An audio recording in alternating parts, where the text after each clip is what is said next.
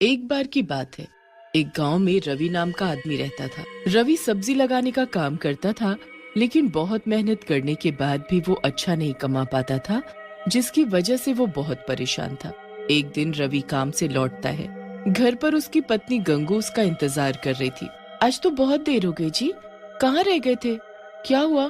तुम्हें क्या लगता है मैं फालतू में घूमता रहता हूँ? अरे काम पर गया था, लेट हो गया। जब देखो जासूसी करती रहती हो मेरी।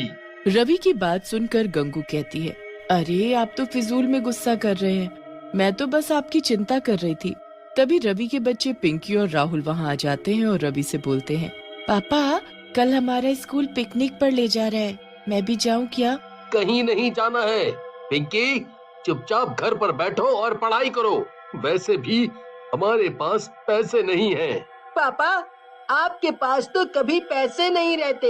एक छोटी सी फरमाइश की है हमने, आप वो भी पूरा नहीं कर सकते? राहुल की बात सुनकर रवि को गुस्सा आ जाता है और वो रवि को जोर से थप्पड़ मार देता है। ये देख गंगू भी गुस्से में आ जाती है और रवि को धक्का देते हुए बोलती है, तुम्हें जरा सी भी अकल नहीं है क्या? अगर तुम अच्छा नहीं कमा पाते हो तो इसमें इन बच्चों की क्या गलती है? अगर दोबारा मेरे बच्चों पर हाथ उठाए ना तो मुझसे बुरा कोई नहीं होगा।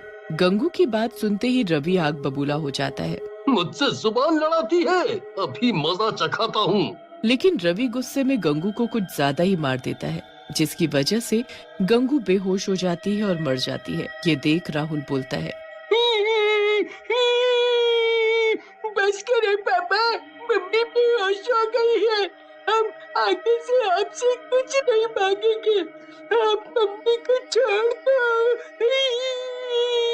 राहुल और पिंकी की बात सुनकर रवि रुक जाता है और नीचे गिरी गंगू के पास जाता है और उसे देखता है, लेकिन गंगू मर चुकी होती है। ये देख रवि डर जाता है। ये ये ये गंगू तो मर गई। मैं क्या करूं? पुलिस मुझे नहीं छोड़ेगी। मैं क्या करूं? अपनी मरी हुई माँ को देखकर राहुल और पिंकी गुस्से में आ जाते हैं। पिताजी, आपने ये सही नहीं किया, आपने माँ की जान ले ली। हम अभी पुलिस को बुलाकर आपको पकड़वाते हैं। राहुल की बात सुनकर रवि और भी ज्यादा घबरा जाता है और वहाँ से भाग जाता है। राहुल और पिंकी अपनी माँ गंगू के पास खड़े रोते रहते हैं। गांव वालों को राहुल और पिंकी कुछ नहीं बताते और गांव वाले गंगू का अंतिम संस्कार कर देते हैं। लेकिन रात में, राहुल भैया, मुझे अकेले घर में बहुत डर लग रहा है और भूख भी लगी है। पिंकी की बात सुनकर राहुल बोलता है, पिंकी, डरने की क्या बात है? मैं हूँ ना, मेरे रहते तुम्हें चिंता करने की कोई जरूरत नहीं है। तुम रुको, मैं आता हूँ। राहुल खाने की तलाश में घर से बाहर निकल जाता है, लेकिन उसे कुछ भी नहीं मिलता और वो खाली हाथ वापस आ जाता है। लगता है पिंकी, हमें आज खाली पेट ही सोना पड़ेगा। मुझे बाहर कुछ भी नहीं मिला और घर पर भी कुछ नहीं है। राहुल की बात सुनकर पिंकी बोलती है, तुम चिंता मत करो भैया, मुझे अब भूख नहीं लगी है। फिर राहुल और पिंकी सिर्फ पानी पीकर सो जाते हैं। रात में घर पर जोरों से दस्तक होती है। राहुल और पिंकी नींद से उठ जाते हैं। फिर राहुल जाकर दरवाजा खोलता है। दरवाजे पर गंगू की आत्मा खड़ी होती है। गंगू की आत्मा को देख राहुल खुश हो जाता है। गंगू की आत्मा घर के अंदर आ जाती है। पिंकी भी अपनी माँ की आत्मा को देखकर खुश हो जाती है और गंगू की आत्मा से लिपट जाती है। गंगू की आत्मा भी अपने बच्चों को देखकर रोने लगती है और बोलती है, सही कहा मेरे बच्चों, मैं तुम्हें छोड़कर कहीं नहीं जा पाई और देखो भगवान ने भी मुझे वापस भेज दिया है तुम्हारे पास। फिर गंगू अपने पास से राहुल और पिंकी को रोटी देती है। दोनों भरपेट खाते हैं और सो जाते हैं। अगली सुबह गंगू राहुल और पिंकी को लेकर दूसरे गांव में चली जाती है और रूप बदलकर अंडे की रेड़ी लगाने लगती है। मैं उस गांव से तो बाहर आ गई हूँ भगवान, ताकि मुझे कोई पहचान ना सके। हे भगवान, मेरी मदद करना ताकि मैं अपने बच्चों को अच्छे से रख पाऊँ। फिर गंगू रोज अंडे की रेड़ी लगाती और अंडे और ऑमलेट बना बना कर बेचती। उसके ऑमलेट और अंडे बहुत ही ज्यादा स्वादिष्ट होते, जिसकी वजह से दूर दूर से लोग उसके पास आने लगे। गंगू बहन, तुम जो ऑमलेट बनाती हो बहुत ही स्वादिष्ट होता है। मैंने उतना बढ़िया ऑमलेट कभी नहीं खाया। गांव वाले की बात सुनकर गंगू की आत्मा बोलती है, सही में भैया, लेकिन मेरे पति को तो मेरे हाथ का खाना पसंद नहीं है। अच्छा बहन, माफ करना, आपके पति को फिर कुछ नहीं आता जाता, उसे नहीं पता स्वाद का। हाँ। जैसे जैसे समय बीतने लगा गंगू की कमाई बढ़ने लगी और राहुल और पिंकी भी खूब खुश रहने लगे। लेकिन शायद उनकी किस्मत में ज्यादा दिन खुश होना नहीं लिखा था। गंगू से जलने वाले भी बहुत हो गए थे। एक दिन राणा नाम का दूसरा रेडी वाला अपने दोस्त काला से बोलता है, जब से ये गंगू यहाँ रेडी लगाने लगी है तब से हमारी बिक्री बंद हो गई है। पता नहीं मनहूस औरत लोगों पर क्या जादू करती है। मन तो करता है इसका गला दबा दूं। सही कह रहे हो भैया, चाहता तो मैं भी यही हूँ। जब से आई है हमारी तो कमाई ही बंद करवा दी। फिर काला और राणा गंगू को मारने का प्लान बनाते हैं और एक आदमी को गंगू को मारने के लिए बुलाते हैं। वो आदमी कोई और नहीं बल्कि रवि होता है, जो कि एक गुंडा बन चुका होता है।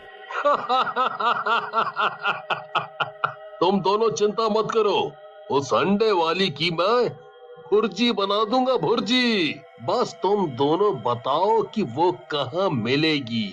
फिर रवि काला और राणा की बताई जगह पर गंगू की रेड़ी के पास पहुंच जाता है और गंगू को पीछे खड़े होकर बोलता है, ए औरत, तूने मेरे दोस्तों का काम चौपट कर रखा है। आज तेरा आखिरी दिन है। आज के बाद तू कोई भी रेडी नहीं लगा पाएगी। रवि की बात सुनकर गंगू की आत्मा पलटती है। रवि गंगू को देखकर हैरान रह जाता है और डरते हुए बोलता है, गंगू, तू तू जिंदा कैसे हो गई? मैंने तो तुझे अपने हाथों से मारा था।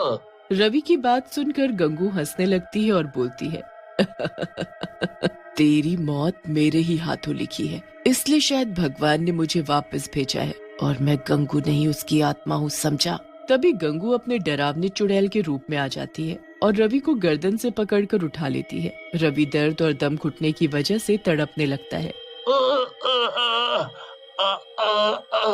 छोड़ दे मुझे गंगू, जाने दे, माफ कर दे। मैं कभी ऐसा नहीं करूँगा, माफ कर दे। तभी वहाँ पिंकी और राहुल भी आ जाते हैं। रवि की ऐसी हालत देखकर राहुल और पिंकी गंगू के पास जाते हैं और बोलते हैं, माँ, आप पिताजी को मत मारो, इनके खून से अपने हाथ मत रंगो, हम दोनों यही चाहते हैं। पिंकी और राहुल की बात सुनकर गंगू रवि को दूर फेंक देती है और बोलती है, देखा दुष्ट, तेरे इतना बुरा करने पर भी मेरे दोनों बच्चे तेरी जान बचाना चाहते हैं। जा, यहाँ से चला जा। लेकिन तभी वहाँ काला और राणा आ जाते हैं और पिंकी और राहुल को पकड़ लेते हैं और बोलते हैं, बहुत हुआ तुम दोनों का मिलन। गंगू, तूने हमारे काम धंधे में बहुत नुकसान किया है, आज उसका बदला लेंगे हम दोनों। ऐसा कहकर राणा और काला अपने एक हाथ में चाकू निकाल लेते हैं और राहुल और पिंकी की गर्दन पर रख देते हैं। लेकिन तभी वहाँ खड़ा रवि उन दोनों को जोर से धक्का देता है। राणा और काला गिर जाते हैं, जिसकी वजह से राहुल और पिंकी आजाद हो जाते हैं। ये तूने क्या किया रवि? अब इनसे पहले तेरा नंबर आएगा। ऐसा कहकर राणा और काला रवि को चाकू मार देते हैं। रवि घायल होकर गिर जाता है। गंगू को बहुत गुस्सा आता है और वो उन दोनों को उठाकर दूर फेंक देती है, जिसकी वजह से काला और राणा दोनों मर जाते हैं। गंगू रवि के पास जाती है और बोलती है, आज तुमने मेरे दोनों बच्चों की जान बचाई है, इसकी वजह से मैं तुम्हारे सारे पुराने पाप माफ करती हूँ। गंगू की बात सुनकर रवि रोने लगता है और बोलता है, मुझे माफ कर दो गंगू, मैंने बहुत बड़ी गलती कर दी, मुझे माफ कर दो। रवि की बात सुनकर गंगू बोलती है, तुम्हें मैं माफी तभी दूंगी जब तुम अपने बच्चों को संभालोगे और उनका ख्याल रखोगे। मैंने अपने दोनों बच्चों के नाम बहुत पैसा छोड़ा है और अब ये अंडे की रेडी तुम संभालो। मैं उनका पूरा ख्याल रखूंगा गंगू, और आगे से पैसों के पीछे भी नहीं भागूंगा, मेहनत करूंगा। हाँ, मेहनत। फिर गंगू की आत्मा वहाँ से गायब हो जाती है।